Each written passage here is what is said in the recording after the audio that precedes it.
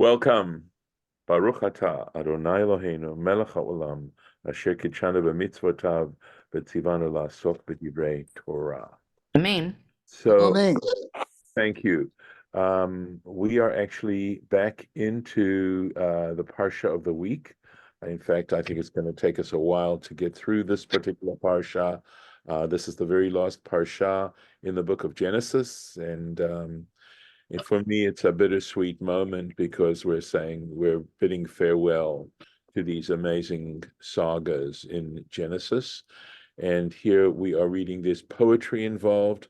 We're in the midst of Jacob's blessings to his sons. And at this point, he's in the midst of a blessing to Judah, and it's quite extensive. And this turns out to be in some ways more of a prophecy. Comments have been made about the fact that although it's called his blessings, some of them don't sound like blessings. And okay, let's go on to this. Right, so we're right here in the midst of Judah. Lo Yasur Shevet Mihuda. The scepter will never depart from Judah. Umechokek mi bein raglav, and the ruler's staff from between his legs, assuming that has something to do with strength and power, right? Ad ki yavo Shiloh, until Shiloh comes. Velo yikhat amim, and to him nations will be subservient. Excuse me. And you can see this is poetry. It's very arcane material, and that's why there's lots of Rashi on it in terms of how the tradition tries to interpret this for us and make sense of it. Now, this word yikha, I actually had to turn to the Targum to actually translate it. I tried to find the root of it, and this dot here in the kuf would appear to make this a nun, that it's an elided nun. This is the way in which what are called pei nun verbs are conjugated, and that would be nun kuf hey, one might assume, but I really found nothing that was really helpful in terms of looking up that particular root. So Rashi comments on it a little bit too. It's an unusual verb. And possibly if I used Rashi's interpretation and explanation of the grammar of that, it might have helped me look it up, and I'll still need to check that. So, Lo Yasur Shevet Mihuda, the scepter shall not depart from Judah. Mi David ve'elech, right? And this is talking about the scepter, of course, was when David became king over Israel.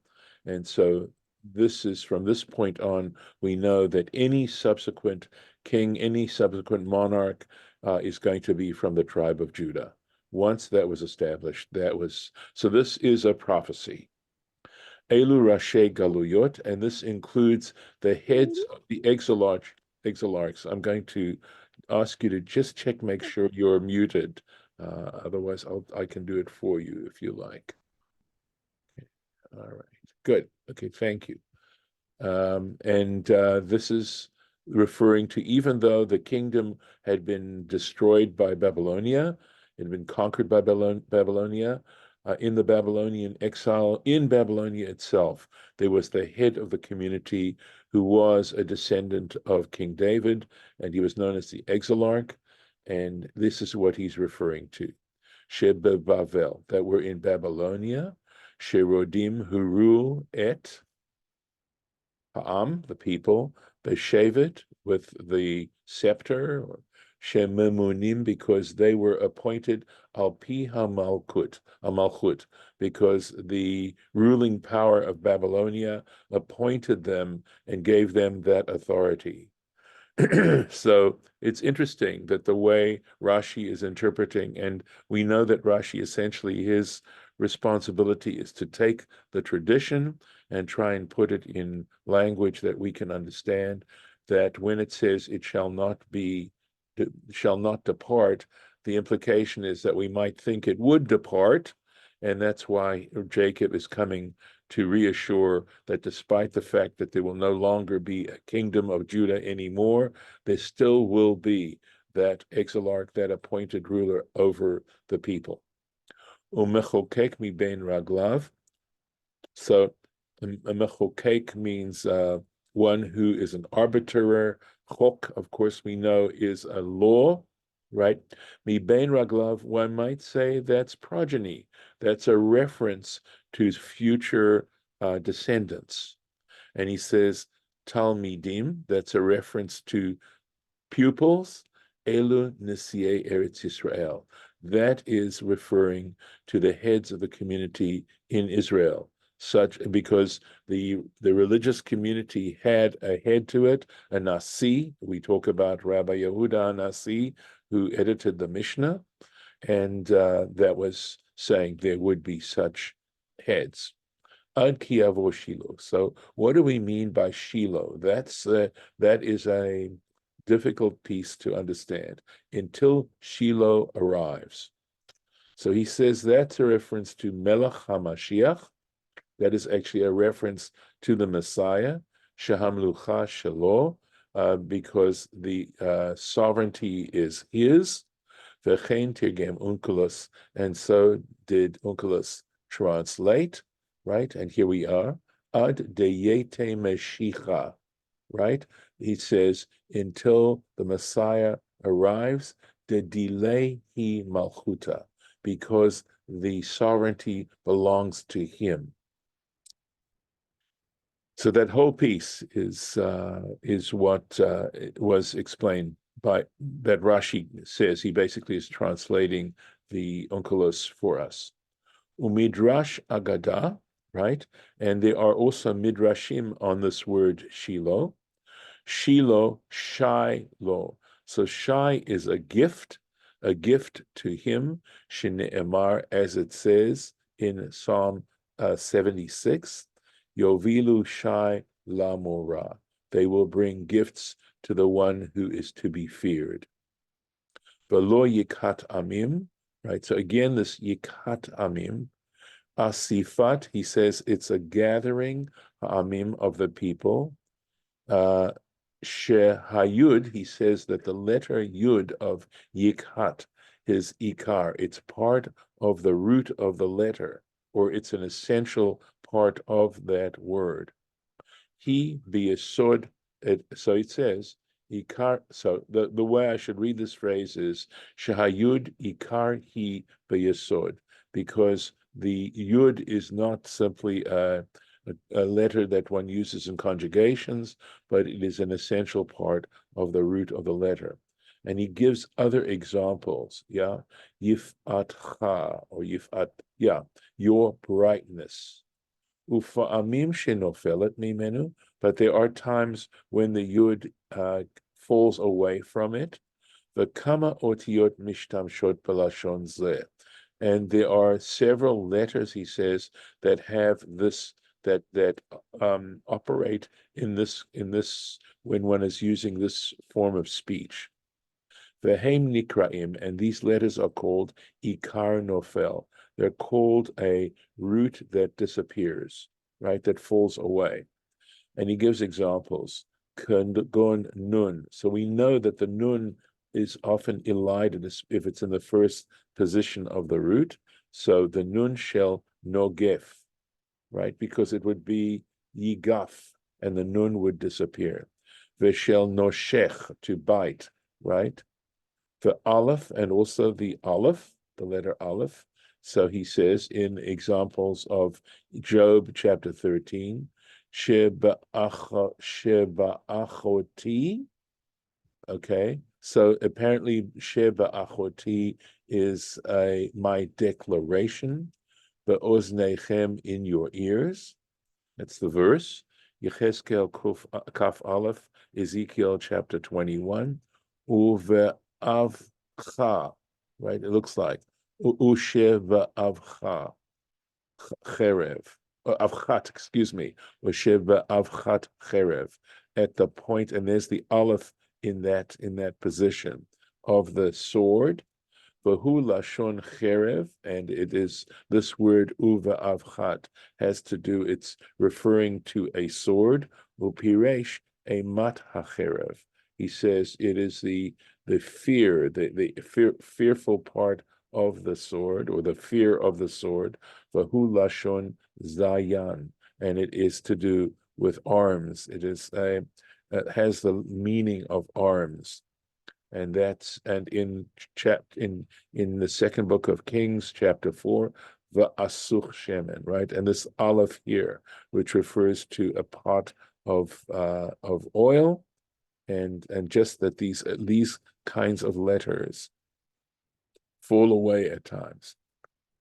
Af ze yikhat amim. So he says here too, this term yikhat amim, so it's from the root yaka, to assemble, to people assemble, asifat, and that's a more common word, the gathering of people, shene'emar, as it states in Isaiah 11, elav yugoyim yidroshu, to him nations will seek or inquire, or something like that.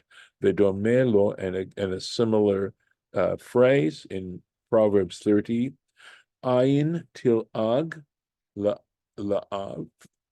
So it looks like the eye will mock the father, v'tavuz likhatam, and there it is, right? And so, or aim here, and it says, and despise the gathering of the mother, right? And he says that what it is lekibutz tamim shebapaneha, referring to the gathering of the wrinkles in her face, or on her face. So likhat haim is a fancy way, or a metaphoric way of referring to his aged mother. Mipnei ziknata, on account of her age, her advanced age. Uva Gemara, and in the Gemara, de yatvi umakhu akahata. Okay, so in the Gemara it says they sat and gathered to the assemblies, b'shvakei de Nahardea, in the marketplaces of Nahardea. So this word umakhu, right? Umakhu is from this root that means to assemble. And he says, actually, it says Nahardea, but it probably should say the Pumpadita. These were two cities where there were major Talmudic academies. The Masechet Yevamot, in the tractate Yevamot on page 110. V'yachol haya lomar kehiyat amim. Could have used a noun form of that, right? It could have said the gatherings of people. So we went into, Rashi goes obviously into quite a bit of detail over this word. That's a very arcane word in these passages, and unfortunately, that is typical of poetic Hebrew, of poetic language. It's highly literary. Going on. Osri lagefen iro, right? His foal is tied to the vine. And let's go on. Right. We read it, even though it looks like ira, it's read as iro, is this note here. Velasreka beni atono. And to the translation of the word sreka, it's like talking about the strands of the vine, I believe, right? Or it's a choice vine, can be translated that way. These, again, all difficult words. This literally, it means the offspring of his donkey. Kibes, and again, what this is going to mean, again, speaking very poetically. Kibes bayayin, he is washed in wine. Levusho, his garment. Uvedam anavim suto. Notice the parallelism, right? And in the blood of grapes, his robe, Rashi has plenty of work to do, right? So, Asiri, let's make sure I'm reading this correctly. Osri, forgive me. Osri lagefen iro.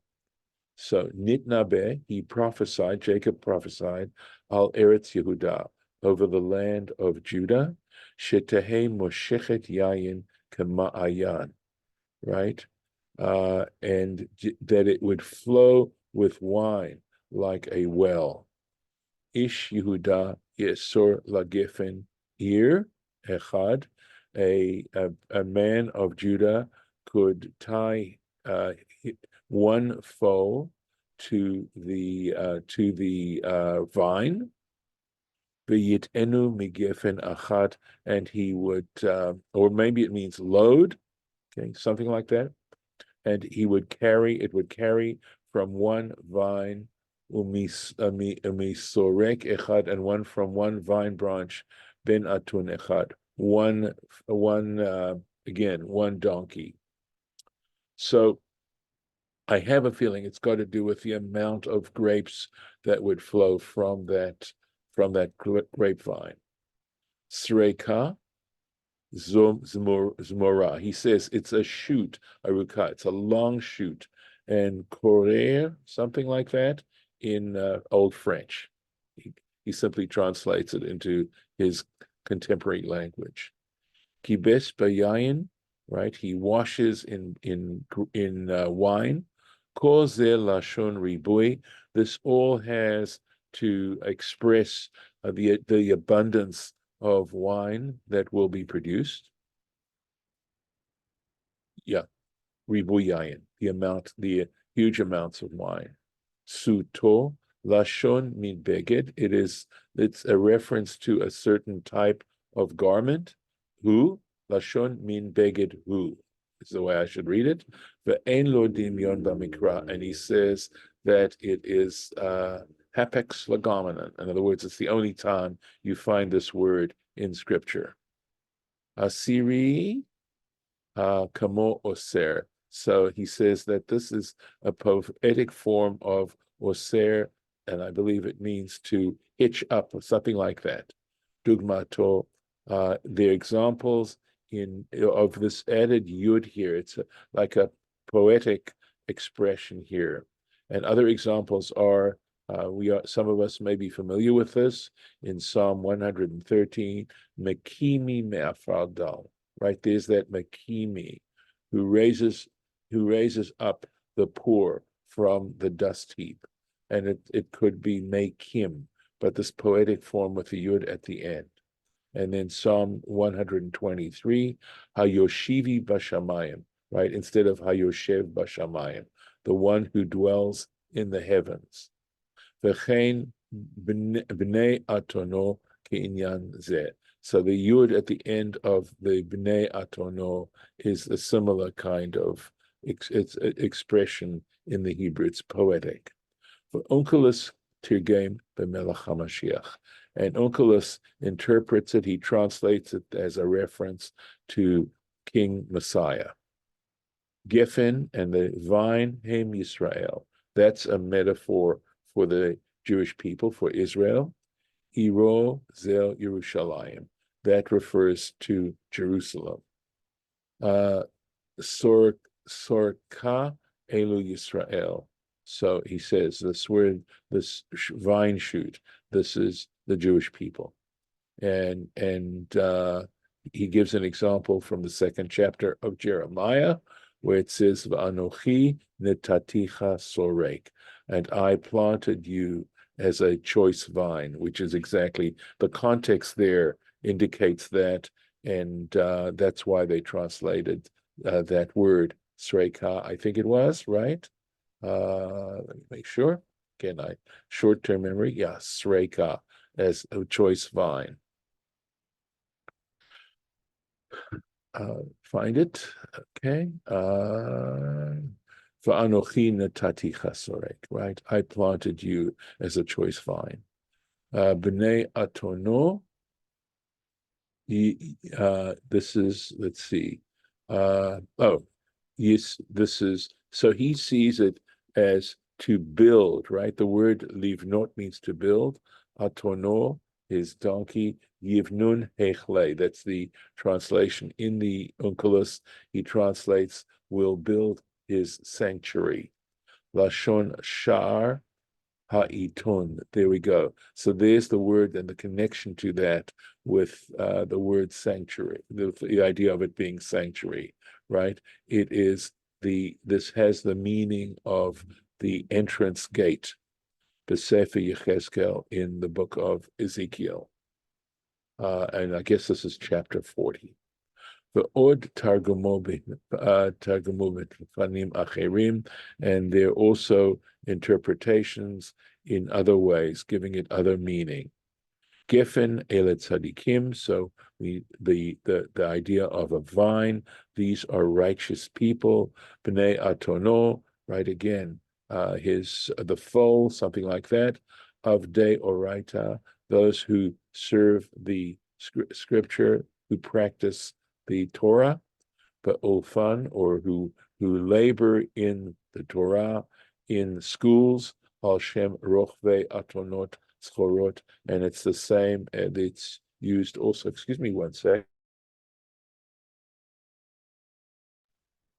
Okay, he says this is used another expression that also makes a reference to donkeys, right? Those who ride white donkeys. Kives bayayin, right? Who washes in wine. Yehe irgun tav levushohu tzivu. It looks like it's tzivu. I can't. If there's a letter missing here, I'm having a hard time reading it. Okay. So I think this is argavan, right? So in other words, purple. And this looks, the argavan tav would be good, good purple, fine purple. Levushohi, his garments that are dyed, right? And dome layayin, it looks like wine, but v'tzivonin, and colored garments, hu lashon suto, right? That's the idea of suto. Shetahe levushatan, that their garments should be, sorry. Shehaisha, so it's Lashon Sota. He says that using this kind of language has a reference to the Sota. Remember the woman who's suspected of adultery, although here it's put in a positive sense, in that Sha'isha lo vashtan, that a woman wears such garments, or mesita bahem et hazachar, and she's able to entice the man in that way, litain einav ba, so as that he looks at her, he pays attention to her, these scarlet garments. V'af rabotenu pirshu b'gemara, and our rabbis, our sages, explained in the Gemara, lashon hasatat shikarut. It has to do with the allurement of intoxication, the Masechet Ketuvot, right? In other words, I think the idea here, when one is intoxicated, is that the idea of these people, I believe, being so devoted to Torah, that they're in a way intoxicated with the Torah. In the tractate Ketuvot, and he gives you the page number, page 111, for al hayayin, right? And it says, and regarding the wine, Shema Tomar Eino Marveh, lest you think it won't intoxicate me, right? It won't intoxicate. Talmud Lomar Sota, scripture calls it Sota, referring to the Sota, to allure, right? Something that is alluring. And I think we're going to stop here for today. And I'll mark the place.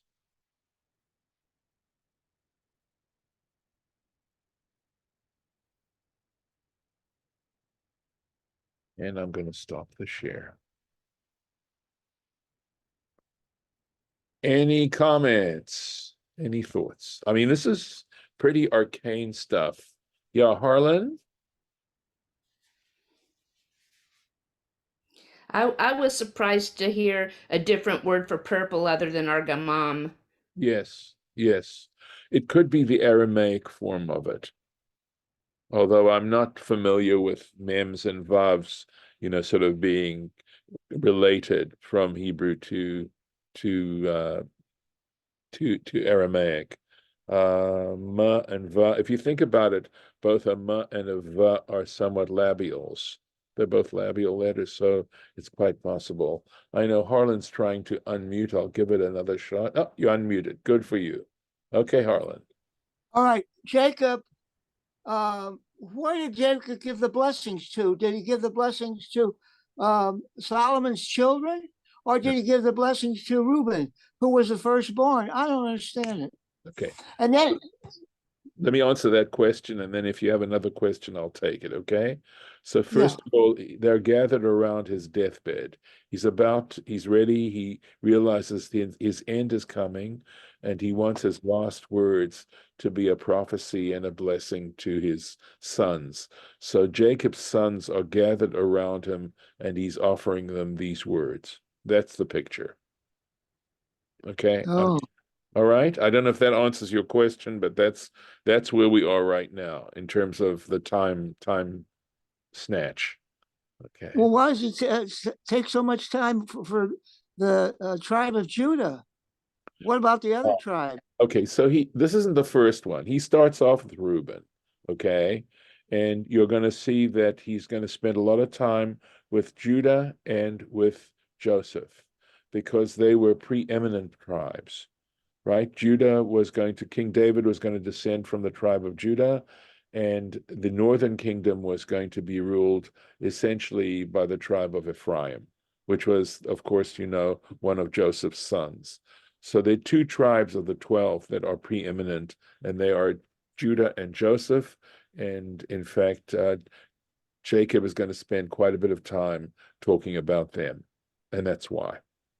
Well, why did they split the two tribes? They finally came together, but why did they split in the first place? Well, they did because that's a whole story that after Solomon's son Rehoboam ascended the throne, and he was told by his wise men to tell people that he would govern them in a compassionate kind of way.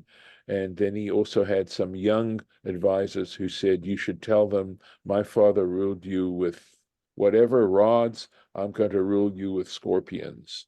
In other words, saying he was going to be the tough guy. And he decided to follow the advice of his inexperienced advisors.